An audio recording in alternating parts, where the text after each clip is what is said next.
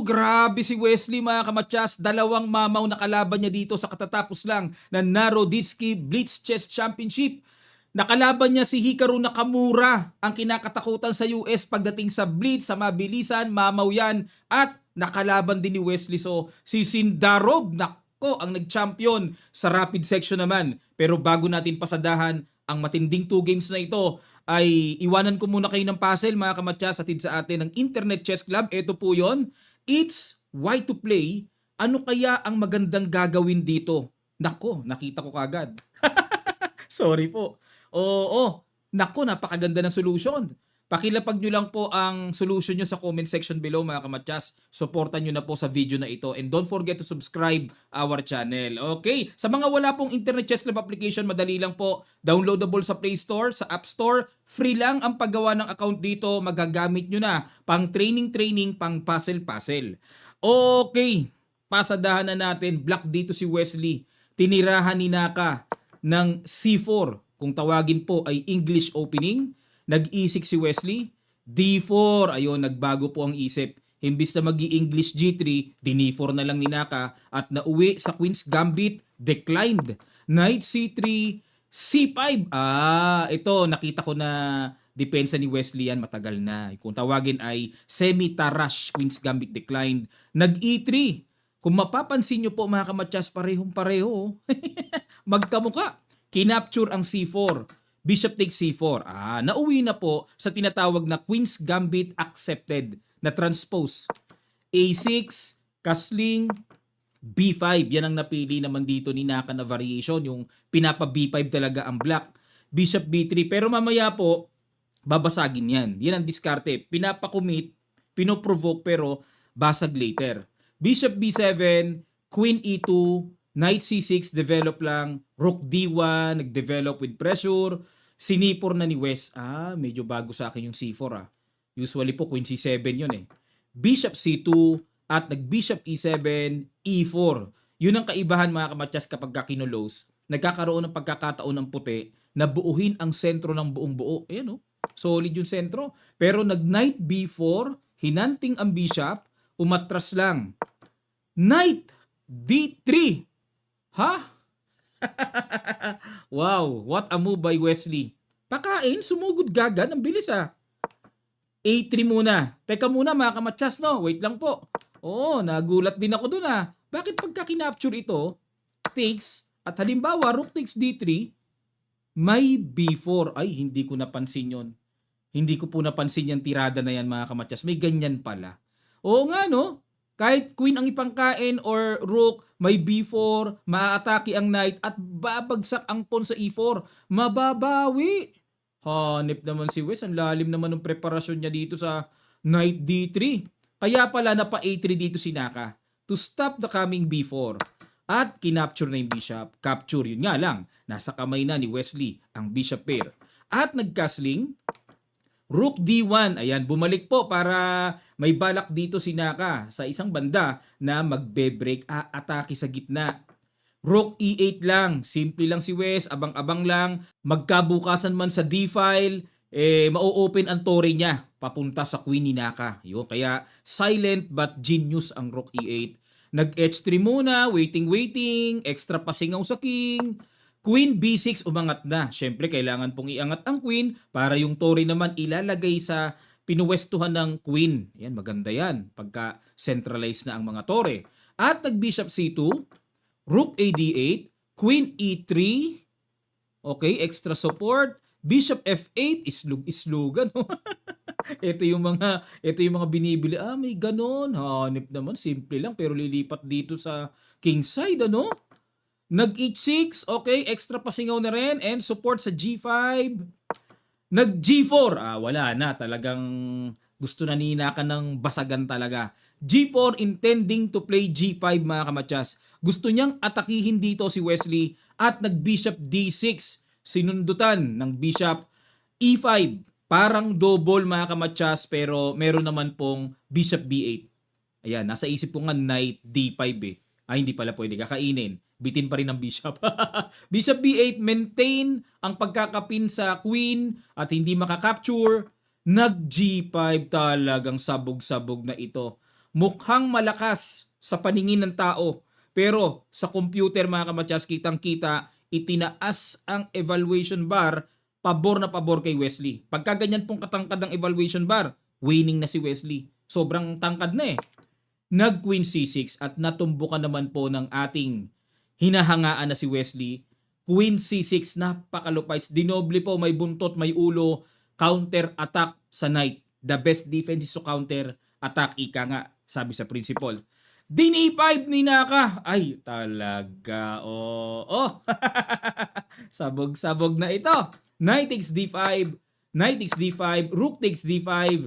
Nag-rook E1. Ayun. Matapos ang exchange, lumihis lang. Relax lang. Extra support sa pawn E5. At ang gusto ni Naka dito, ang topic ay pabasagin or wasakin ang king shield ni Wesley. Pero mga kamatyas, another brilliant shot. Rook E5 mga kamatyas. What a move by Wesley. So, sinakripisan lang po ng Torre para ma-open ang superb diagonal. Grabe, sana ganyan ang tira ko kay Naka pag nakakalabang ko siya, no? Grabe. Bihirang maganyan si Naka. At kinapture ng Torre, kinapture ng Bishop. Malakas ang loob ni Wesley, magkakain-kain dyan. Hindi kasi pwedeng knight ang ipangkain, mamamatchas po sa G2. Kaya, wow, hindi ko rin napansin yon. What a move by Naka. Hanip naman si Naka, dami nakikita, no? Queen takes F7 sacrifice. Ganda ng laban. King takes, then knight takes. Oo nga, may double. Oh, malupites. King E7, knight takes queen, bishop takes, ayun. Pero lumabas dito mga kamatyas, still advantage or winning pa rin kay Wesley. Bakit? 1 pawn up. And ang factor dito, same colored bishop. Kaya talagang totally winning ito. Nag king F1, bishop F3 para limitahan ang galaw ng king na ma-activate. Nag rook E1, rook D8, ayun po ang threat. Susundot na yan sa D2. Nag-rook E3 para i-neutralize ang bishop, pero kumounter lang si West. Alam niya kasi na kapag nakipagsabayan, next in line, mape-pressure ang B2 ni Naka. At nag-rook C3, tiyaga munang depensa. Nag-bishop D1, wala na, pinowersa na talaga. Capture, at inatake ang passive B2, nag-rook C2, obligadong depensahan, and then king F6. Na dito ang lagay, ang Torre ay mapapako po sa second rank passively. Napaka-passive nito. King D2, pipilitin ni Naka igapang yung king dito para iyan ang ipang-depensa niya sa pawn at ang Torre makagala sa mas kapaki-pakinabang na function. Nag-A5. King E3. Nagbago na isip ni Naka. Kasi po mga kamatyas, konting atras lang ha. Pag nag-King C3 kasi may rook D1. Ito na kagad ang threat. Deadly matchas. Na halimbawa, mag-rook E2 para may bababaan, hindi mamatchas. Chechikin pa rin po ni Wesley makukuha yung pawn sa H3. Grabe na ang lamang na pawns. Okay po? Kaya hindi pwedeng mag-King C3 ang tindi nung A5 ni Wesley. Genius. Kaya napa-King E3 dito si Naka. Rook E1 check. Uy. Naku, grabe. Bakit bumaba ang evaluation bar? Hiwaga talaga ng rook and pawn ending. Dapat daw pawn tira is rook H1. Ay, oo nga no. Isang tira lang pala sa pool na. Wala nang depensa yung pawn. Oo, pero nag-rook E1 check si West. Nag-king D4. Rook D1 check. King C5. Rook D5 check. King C6. And nag-A4. Nilak. Bakit po? Kitang-kita, babasag dyan. Pag tira ng A4, bagsakan yan. Yung pawn structure na yan. To make it solid and intact, kailangan pong i-A4 para mawala yung mga posibilidad na mabasag pa ng puti. Nag-rook C3, rook F5, threat ang pawn, nag-rook E3, gumanon na lang. Kasi pagka kinain yun, may kain nga pala sa B5. Nag-H5 lang si Wesley, waiting. Nag-H4, waiting lang din si Naka. Nag-rook D5. Time check po tayo. Halos pareho sila ng oras, dying seconds na. Rook D5 muna, rook F3 check, king E5, sinugod na ni Wesley ang king niya. Rook F8, ayun, naku po, lalong lumaki ang evaluation bar. Ayun, susugurin ni Wesley ang mga pawns na yan. Nag-rook E8, samantalang si Naka busy, hanap saan ka counter. Nag-rook E5 para depensahan. check, gumanon muna. Kapansin-pansin po, walang makain kahit isang pawns kay Wesley. Nag-rook G8, rook F5, threat ito, rook G6, threat ang pawn, nag-king D3. Ayun, nag-decide na si Wes na iwanan yung isa na yan. Talagang natatali siya dyan eh. Sinugod na talaga yung pawn, nag-rook E2 check, king B3. Ayan, kumbaga sa bilyar, palagay muna malapit sa bola. Kahit hindi mo na mahulog. Pero pag ang bola malapit na sa butas, madali nang mahulog. Ayun, palagay muna ng bola malapit sa butas. F4. Pag kinain ito, may kain doon sa B5. Kinapture na. Pinatulan na po ni Wesley. Capture, rook takes H4, nag-rook F2, nag-rook D4, rook H2, and then H4. Yun nga lang po mga kamatyas. Kitang-kita ang wala na. Walang magawa. Passive na passive ang tore. Walang magawa. Walang function ganong malakas at aktibo. King C5, nag-rook G4, King D5, and nag-H3 na. Ang purpose, pagka kinapture, kakainin yon at tatawid na po ang unstoppable pass po ni Wesley. Nag-King C5, rook H4. O lalo nang hindi makapalag ngayon. King D5, and then that's the time to play C3 mga kamatyas. Kinain at dito po hindi na pinatira si Wes. Sa malamang po, inabot na ang kamay kay Wesley at nag-resign na ang Mamaw, the Beast of USA, pagdating po sa pabilisan. For your information, mga kamatyas, sinaka po ang number 1 sa chess.com pagdating sa mga online. Grabe rating niyan, nangingibabaw. Kung hindi 33, 34, naglalaro, 34, 33. Grabe, pang computer engine ang rating pagdating sa pabilisan. Pero, sinibak ni Wesley mga kamatyas. Congrats kay Wesley, no? At pagkatapos niya makalaban ito, nakaharap niya ang nag-rapid champion naman na si Sindarov, ang World Championship Challenger ni Gukesh. This coming December mga kamatyas, pag-aralan natin. This time, white naman po si Wesley. Bago tayo magsimula, palambing naman po, pasubscribe naman ang channel natin. Sa mga hindi pa nakakapag-subscribe, marami pa po kasing nanonood, nakikita namin sa analytics yan eh. Ang daming nanonood, hindi pa nakasubscribe. Baka nakalimutan lang. Click nyo lang po ha. Maraming salamat po. Ang ginawa dito ni Wes, nag-D4. Knight F6 si Sindarov. C4, G6, G3. Ayan, ba? Medyo nag-iba. Parang nanibago ko kay Wes ha. Tinirahan niya ng fianchetto system. Kinain. Kakaiba na naman. Dito, natural yung pinupush po yung D5, no? Para manatiling solido ang sentro. Solid ang pawn structure. Pero dito, parang winawasak pa niya yung pawn structure niya sa gitna. Inaccept ang gambit. Nag-Knight A6. Agad na pinuntahan para mabawi kagad. Bishop G2, Knight takes C5, Knight C3, Bishop G7, Knight F3, castling, at nag-B6 para i-develop naman ng bishop. Nag-Knight D4. Medyo umistorbo muna si Wes. Binuksan niya ang diagonal niya, papunta doon sa tore. At sinalubong lang ni Sindarov, como depensado nga naman ng Knight. Knight D5, ginitna, binarahan. E6, sinipa lang ng pawn.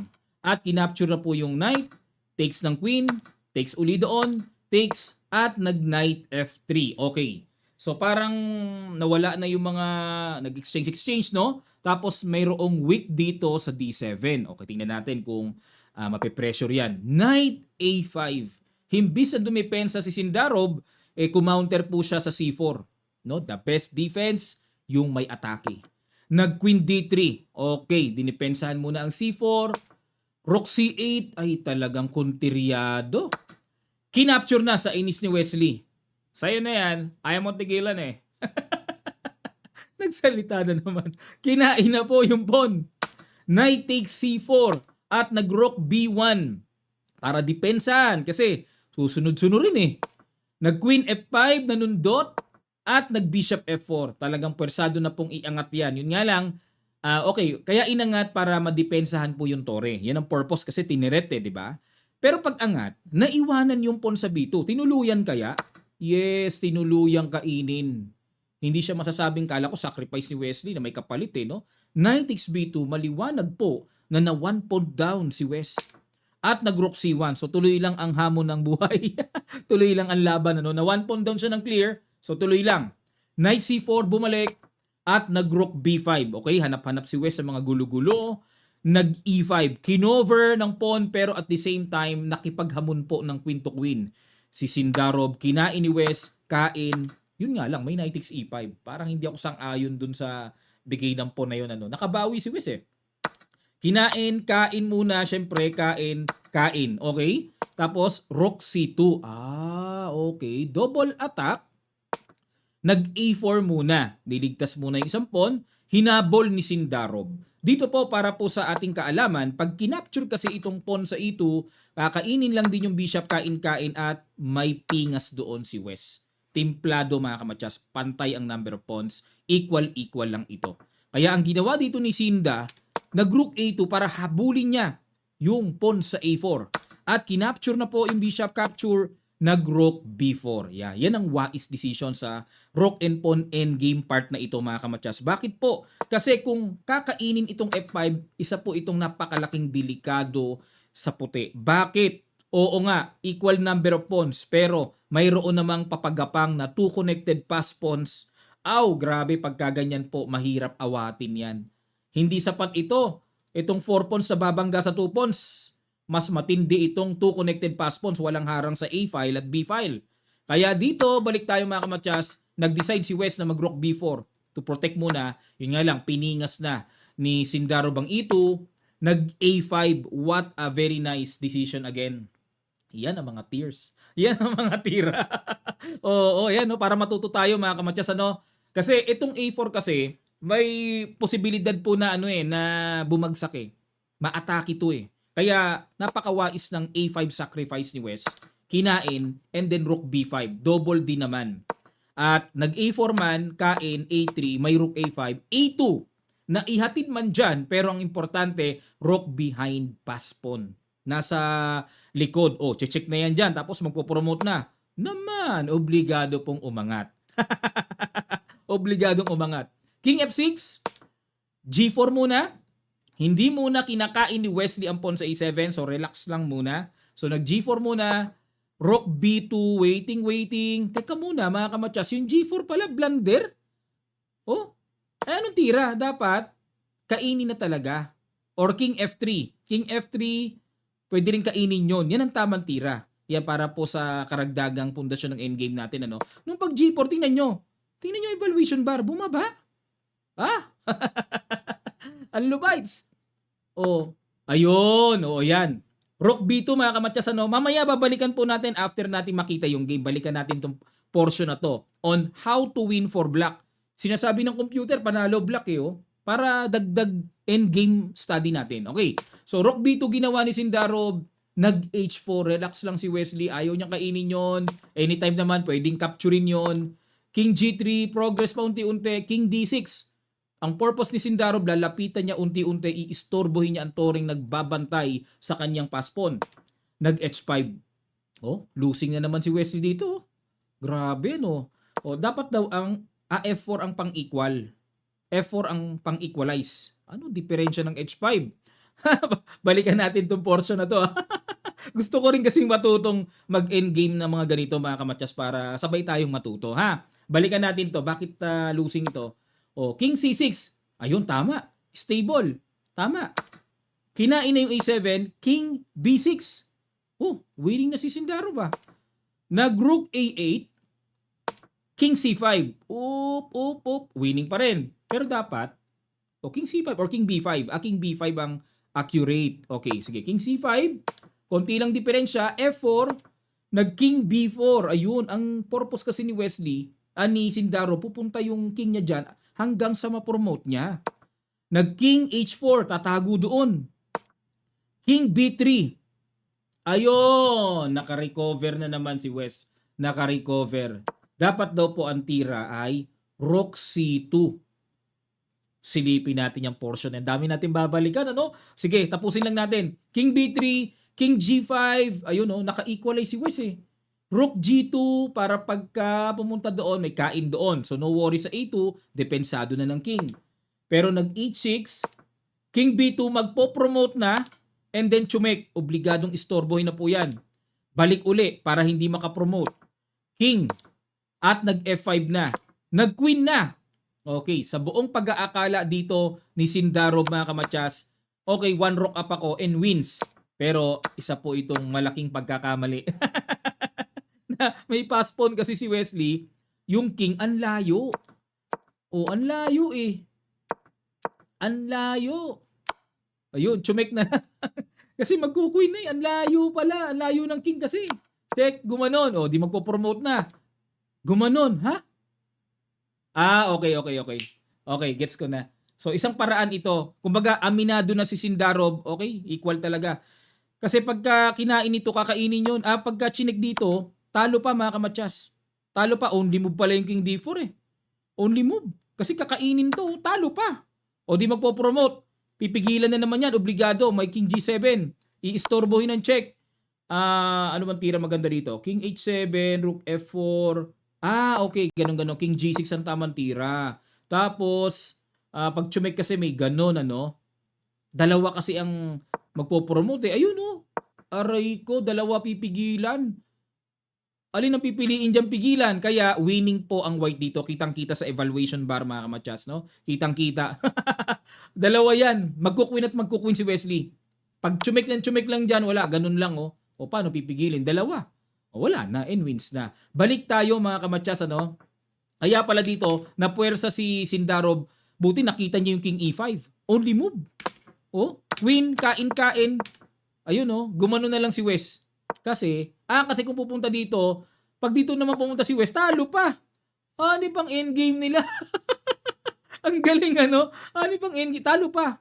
O kaya dito, obligado mag king e8. Nakita ni Wesley ang tamang tira. Gumanon, ganon. At dito po nagtabla na. Bakit? Pag kinapture yung pawn, gaganon. Tabla na po yan, oh. Ipit eh. Iipitin yung king. O, yan oh. Hindi naman papakawalan niya ng ganun-ganun lang eh. Yung makakaganon? Hindi eh. Ganun lang. O, pagka gumanon dito, o pagka gumanon, wala na. Sobra na yan. Abulin mo na yan po. Masyadong iwan na. O pagka pinush, pakita ko lang po ha. O gumanon, dito lang. Waiting, push, waiting. Dito. Mauuwi po sa stalemate. Yan ang mangyayari. Kaya doon pa lang sa portion na yon tinabla na. Ayan, sa mga nagtatanong bakit natabla, ikakainin pa to. O, pinakita ko na po kahit makain yan, iipitin lang po yan, gagapangan lang yan dyan, stalemate pa rin ang kauuwian. Okay, mga kamatsas, no? Ang ganda nitong part na to. Wait lang po, marami tayong babalikan na portion na gusto ko pong ipaunawa sa inyo. Saan yung portion na yon? Balik tayo. Balik lang natin, ano? Karagdagan na lang po, pinaka-endgame lesson natin, mga kamatsas. Dito, kumpiyansa si Sindarov, oh. Biruin nyo, oh. Di ba? One rook down ng puti. Tabla pala. Ang hirap din kasi itong maunawa kapag dying seconds na kung minsan nagre-rely ka na lang sa nakikita ng mata, no? Yung realization lumalayo na yan pala'y tabla. So what a big great decision or realization by Wesley na naka-save pa siya as draw. Pero actually losing siya eh. Ayan oh, dito pa lang oh, gumanon 'di ba? Ayun, nag-equalize na eh. Pero ito po yung portion na dapat daw is rook c2. Tingnan natin, ano purpose? Halimbawa kung ipasok pa rin ni Wesley doon, kagaya ng ginawa niya, oo nga pala. Oo, hindi ko rin napansin yun. Kaya pala dito pupunta, pang-abang sa king? Bakit? May rook c5 check. Oh, pagka gumanon, may ganon. And wines. Oo nga, no? Pag kinain-kain, wala. Pag naka-queen na yan, wala yan. No mas yan, 3 pawns na yan. Pag naka-queen na yan. Pagka chumek naman dito, o di ganun lang, check, dito lang. O kaya, hindi makababa no? Check, dito lang para di makababa dito. Check, wala, solid ang queen, no? Pag chumek, tago. wala nang check. Kung tatanungin ng white, mas gusto pa niyang wala yung mga pawns na yan para makapag-check siya pero wala, move lang pagpalagay ng maka-check siya, no? Imagine, no, wala yung mga pawns na yan linis sa F and G file. Okay, so isa pang balikan natin mga kamatsas. So yan ang winning ano. Paano kung hindi naman pumasok yung king sa G5 mga kamatsas? Halimbawa, simply H6 lang, mag-F6. Uubusan ba ng tira? Maubusan ba? Halimbawa, rook A7 lang, waiting. May king B3, asa ka gaganon? Dito na dadaan. Pag inistorbo ng check, king C3, balik ulit, king B2, check ulit, king C1, balik ulit, king B1, tapos ang laban. So, meron pa bang ano to? Halimbawa, sige, G5 natin. FG5, FG5, ito pwede na. It's a winning. It's a big winning for black na po mga kamatyas. So G6, kasi gaganon na yan eh, di ba? Pipigilan na. So only chance is G6. Tapos teka muna. Pagka gumanon di pwede, no? So King G5, ang gagawin po ay Rook G2 check, King F6, G5. Okay. Gets ko na mga kamatyas. Kasi kapag nag-H7 may ganun. Pag nag-King G7, bahala na yan, i-promote mo, may isa pang pass pawn. Okay, klaro tayo mga kamatyas, ano? Gusto ko rin kasi mag-aral ng endgame eh. Sa part na to, yan po yung medyo, alam ko sa sarili ko, medyo kulang ako dyan sa part na yan. Yung medyo complex at mga long range realization ng rook and pawn ending. Balik tayo mga kamatyas, dun sa part na ano. Ayan gumanon ganon, gumanon, tira ng king dyan. Isang H5 lang ni Wesley. Losing siya kagad losing anong tamang tira? F4. Yan ang tamang tira. Para pag nag-King C6, kagaya ng ginawang paraan ni Sindarov, capture doon, okay, pag nag-King B6, Rook A8, King C5, halimbawa, G5. King C4, King G4. Ano bang ginawa niya dito kanina? King B3, King F5. O di pagpalagay na, mag-Rook F2, H5. King B2, King E5, at kapag nag-A1 Queen, kain, and then F5. Okay. Kumbaga sa paraan ng F4 kanina na nakita natin versus H5, mas mabilis na makakapag-produce ng pass pawn. F5, idea po is mag-G6. Ayan mag-G6 na para makapag-produce ng pass pawn, ang Black King ay napakalayo. The best. Mag-G6 na ngayon pagka chumek, gaganon lang naman. Pagka nag-Rook G2, King F6. Lapit na natin ng King G6, kain, and then kain, dun pa rin po mauuwi. Napakalayo kasi ng Black King, nasa kabilang ibayo. Layo Mag-G8 Queen na. Wow! Sarap matuto ng endgame, kain. Okay. So, tabla talaga, Great Wesley So. Great decision. Ito po ang kanilang naging standing mga kamatyas para po makita natin. Matapos mag-champion ni Sindarov sa rapid section, Pinakyaw. Pagdating sa blitz, siya pa rin ang nag-gold medal. 7.5 points. Gabuhok lang ang lamang kay Wesley. Pero not bad kay Wesley So. Sa dami po ng sumali dito sa Swiss system format na ito na tournament, second place si Wesley So. Sino bang tumalo sa kanya? Isa lang ang talo niya kay Andy Woodward, yung bagong rising star ngayon, bata pa yon na taga US. 7.5 out of yung tinalo niya si Ethan, yung third place. Ito malupit yung Ethan. National master po yan ng US pero tinalo si Nakamuring. Yan ang malupit. May video pa nga sa chess.com yan sa Facebook. Tingnan niyo yung page ng chess.com. Tuwang-tuwa siya, pinagsabi sa mga kakilala niyo. Nanalo daw siya kay Nakamura. Ang lakas pala nitong Ethan Shiwan na to. Walang title dyan kasi hindi recognized ng FIDE ang national master kumbaga local master kung tawagin yan Pero mga kamatyas, ang tinalo niya GM Semen, Kanin, Hikaru Nakamura, Mukidin Madaminov, yung kasa-champion lang ng UZCAP, taga Uzbekistan. Yan, nakita ko po sa Hong Kong yan, Boris Jelpan tabla, Durarbay ng Azerbaijan panalo, Samsebian tinalo, super mamo pala pag sa blitz to. Talo nga lang siya kay Wesley, kaisa-isa, dalawa talo niya kay Sindarov, saka kay Wesley. Tapos, Andy Woodward tabla. Mamaw, grabe tong Ethan Shihan na to. National master lang. Pinagpipisak mamaw.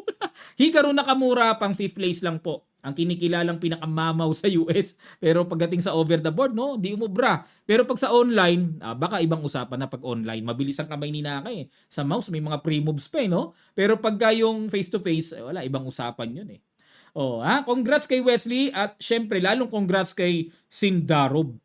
Grabe, back-to-back. Rapid at blitz. Grabe.